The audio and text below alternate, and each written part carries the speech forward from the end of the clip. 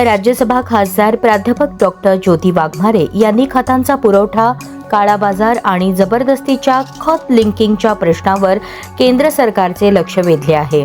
खरीप आणि रब्बी हंगामात शेतकऱ्यांना वेळेवर आणि पुरेशा प्रमाणात खते मिळावीत, कृत्रिम टंचाई निर्माण होऊ नये आणि खतांच्या काळा बाजाराला आळा बसावा या मागण्यांसाठी त्यांनी राज्यसभेत तारांकित प्रश्न उपस्थित केला।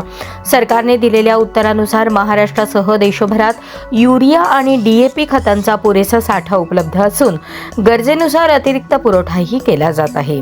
तसेच साठेबाजी, काळा बाजार आणि जबरदस्तीच्या लिंकिंग विरोधात कठोर कारवाई सुरू असल्याची माहिती सरकारने दिली। याशिवाय DBT प्रणालीमुळे खत वितरण अधिक पारदर्शक झाले असून प्रत्येक विक्रीची नोंद होत असल्याने गैरप्रकारांवर नियंत्रण ठेवले जात आहे। वन नेशन वन फर्टिलायझर योजनेअंतर्गत भारत ब्रँड खतांचा पुरवठा आणि नॅनो युरियाच्या वापरालाही प्रोत्साहन दिले जात आहे।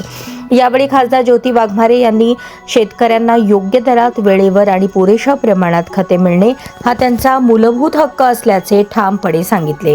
शेतकऱ्यांच्या प्रश्नांसाठी भविष्यातही सातत्याने पाठपुरावा सुरू ठेवणार असल्याची ग्वाही त्यांनी दिली। शेतकरी हिताच्या प्रश्नांना संसदेत प्रभावीपणे मांडणाऱ्या खासदार ज्योती वाघमारे यांच्या या भूमिकेचे राज्यभरातून स्वागत आणि कौतुक होत आहे।